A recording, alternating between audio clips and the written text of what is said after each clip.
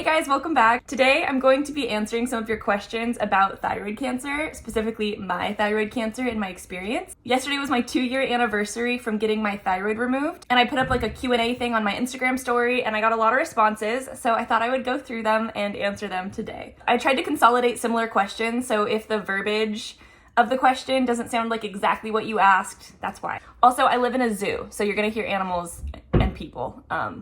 We're all getting ready. We have to go to Topgolf soon. Before I jump into answering the questions, I do want to say that my full story of how I found my cancer and got diagnosed, I made a video about it like over 2 years ago, and I will link it here just so you don't have to watch that whole video if you don't want to. I was in medical school. I was in an ultrasound class and found a nodule on my thyroid in that ultrasound class with other medical students. I ran into some insurance issues. It took a while for me to go get an actual ultrasound. And when I finally got that ultrasound, it turned out I had thyroid cancer. So the first question I'll answer is, did I have any thyroid problems before getting diagnosed with thyroid cancer? And what were some early signs and symptoms that I experienced? The short answer is no, I did not have any thyroid problems. And when I first found that nodule on my thyroid, I did get blood work done and my hormone levels were completely normal. So I know that that's pretty unhelpful if you're like worried about thyroid cancer. Signs and symptoms of thyroid problems are all over the place. So I'm trying not to answer these from a future clinician standpoint and rather my own personal experience. I didn't have any symptoms.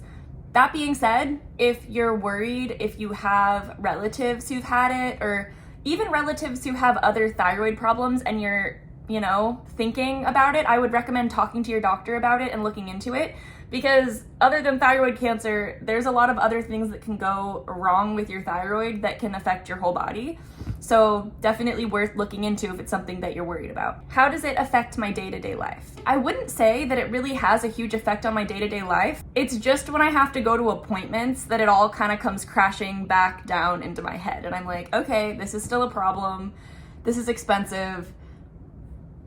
Yeah. Did you have a complete resection? Yes, I did. I had a total thyroidectomy and a bilateral lateral neck dissection. You have metastasis with thyroid cancer, from my understanding. The first place that it will go is your central cervical lymph nodes. I had metastasis to both my central cervical lymph nodes and bilateral lateral lymph nodes. So my thyroidectomy was not a simple 1 hour operation. It actually took about 6 hours for them to go in and really fully clean out my neck. Did my parathyroids recover? Yes, they did. I was really lucky. I had an amazing surgeon. If you ever find yourself needing thyroidectomy or a loved one does, highly recommend going to a surgeon who does thyroidectomies all the time. From my understanding, it takes a very skilled surgeon for them to be able to fully remove your thyroid and not damage your parathyroid glands. Am I in remission, and how often do I go to consultations currently? I am not in remission. I am still not considered to be disease-free. What I thought would happen was they would do their best with the surgery, then I would probably get radioactive iodine, and then that would kill all the remaining cancer cells, and then I would be completely disease-free, and I would just go, once or twice a year for a checkup, and she'd do an ultrasound, and everything would be fine. It's not quite how it's gone. My tumor markers have stayed very high. They are stable, but they're still high, so I still am on a suppression dose of thyroid medication, meaning that I take a very high dose of thyroid medication so that any cancer cells that are left don't think that they need to do anything. That's kind of my way that I'll describe it. So even though my cancer is not getting worse, it's not necessarily getting better. For the most part, I get blood work done every 3 months. I see my endocrinologist every 3 months. She does an ultrasound. It's like $500. I wish it could be less frequent. I do love her. But yeah, that's kind of how I'm following up with it right now. Between those appointments, I just try not to think about it because I don't know, I don't want to think about it. It's not fun to think about. I did at one point over the last 2 years get a PET CT, like a full body PET CT, but they didn't find any evidence of disease anywhere. So We just went back to the 3-month situation. And that's where we are right now. How did I get the scar to disappear, and do I ever have any pain or itching with my scar? This is where the scar is.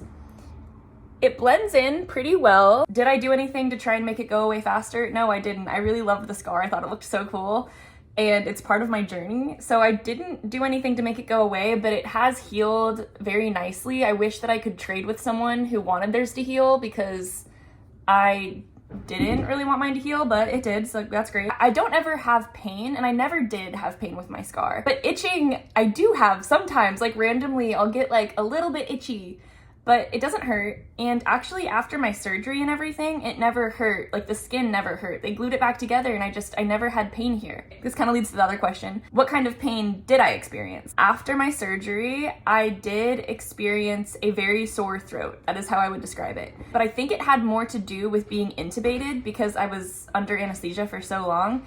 And actually they made a mistake during my surgery, so they had to re-intubate me, like in kind of an emergency situation.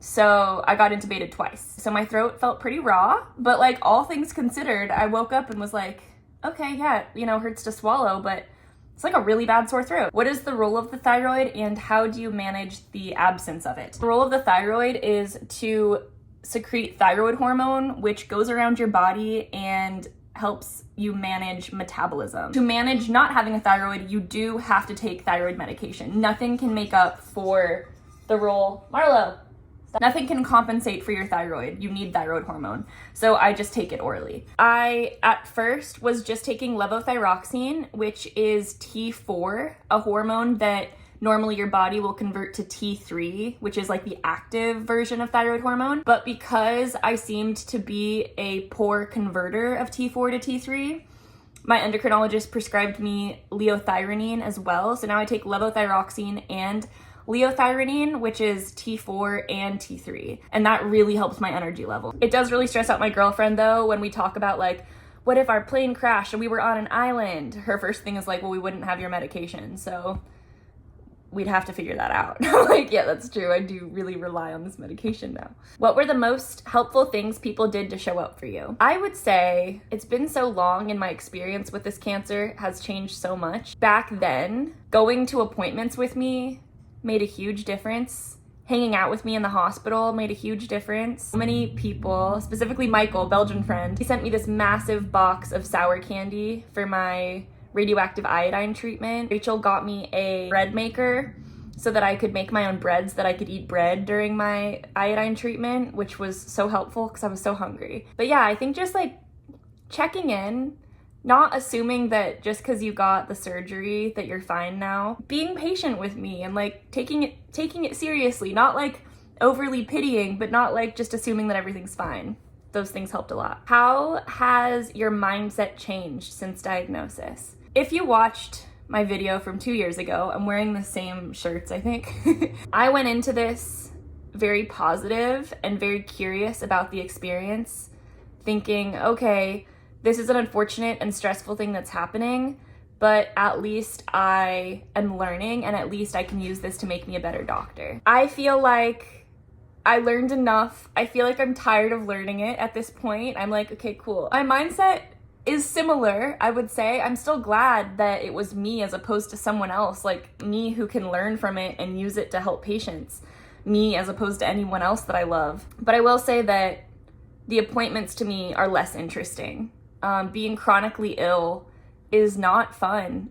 So it's definitely given me a lot of empathy for people who are constantly on the phone, arguing with insurance. Also, when I got diagnosed, I was on Medicaid, and now I am on my school's health insurance, or my PhD program's health insurance. I don't make a lot of money, and it's really expensive. I thought that treating this would be a lot more simple than it ended up being, and it's been complicated. Once again though, is it better for me to experience this than other thyroid cancer patients? Yes, probably. So if I have to be the one that doesn't bounce back right away, maybe that's also helpful. But I'd really hope that this will go away over time. Here's a question that really gagged me. Is your lifespan shortened? Great question. I don't know. Is this cancer gonna kill me? Probably not. Does being on really high thyroid medication make me worried about my bone health in the future? And, you know, does it stress me out in different ways? Yes. So I've taken my endocrinologist's advice of doing a lot of weight-bearing exercises and trying to do other things that will promote bone health. How do I deal with tiredness? Adding in the leothyronine really took care of a lot of the fatigue that I was feeling, but I was going through a really stressful time, okay? I had just gone through that. I was trying to decide if I was going to take a leave of absence from medical school or join the PhD program. And I was also studying for COMLEX level 1 and step 1. So who's to say? It wasn't a controlled experiment. It was hard to say if it was my thyroid or if it was everything else I had going on.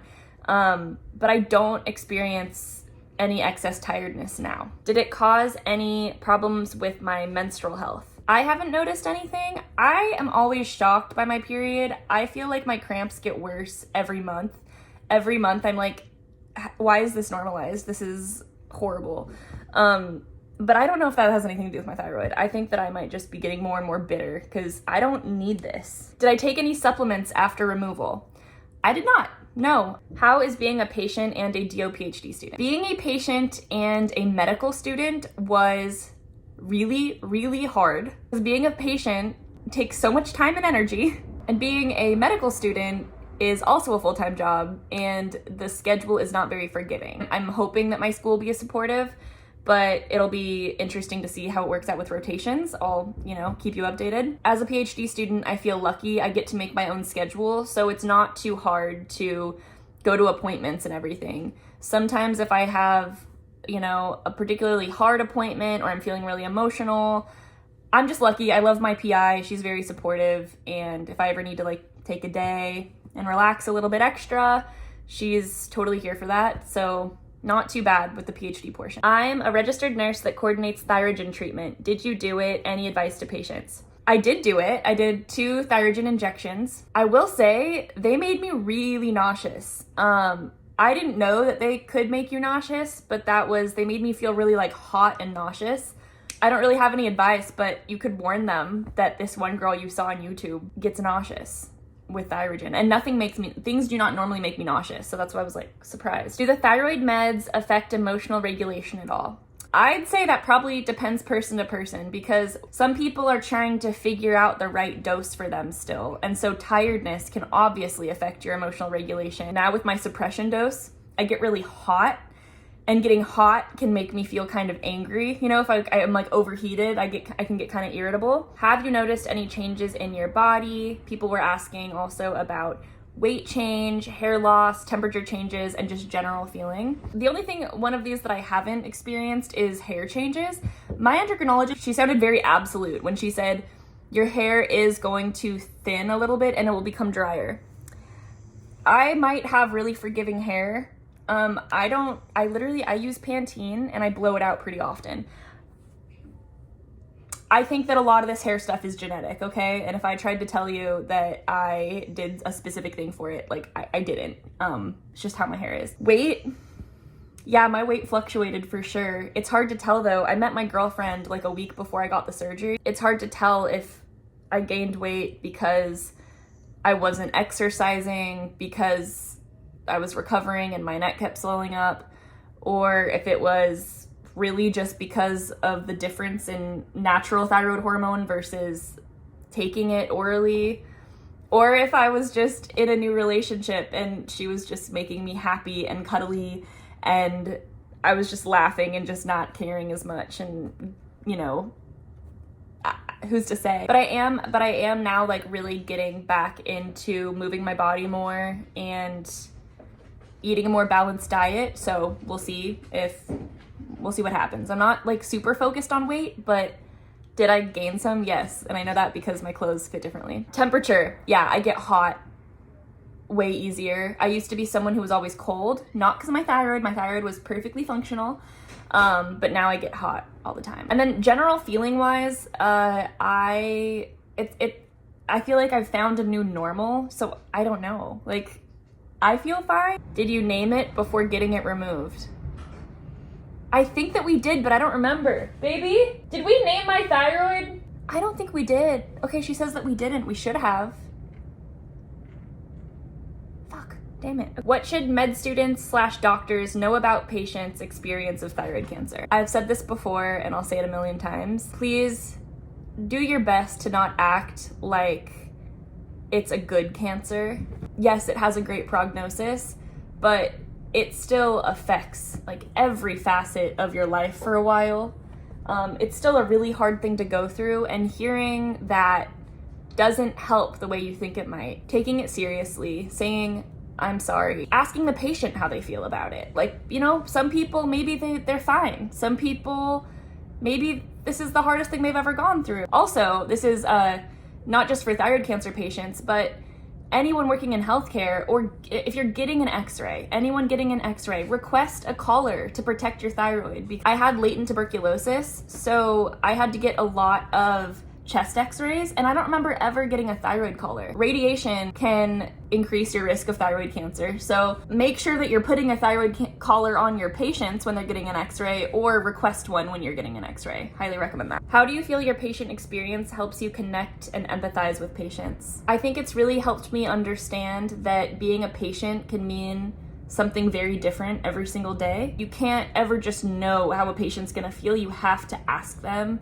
and talk to them about it and meet them on a person-to-person level. It's also helped me understand how much of a full-time job it is to be a patient and how disruptive it can be to your life to have to go to an appointment in the middle of the day when you're trying to make ends meet. You have other important things to do, and now you have to just go to this appointment that can just that can be really emotionally upsetting and draining, and it's already taking away from all this other stuff you have to do. So I think it's given me a lot more perspective of how patients might be feeling when they walk into a doctor's office. What is the biggest life lesson you've learned from this experience? And I know this is kind of a general thing to say. I had to think about this one for a second, and I've heard this before, but sometimes you have to like really experience something to make a lesson like really stick in your head. And that is that two things can be true at once, or several things can be true at once. I can be lucky and super unlucky at the same time.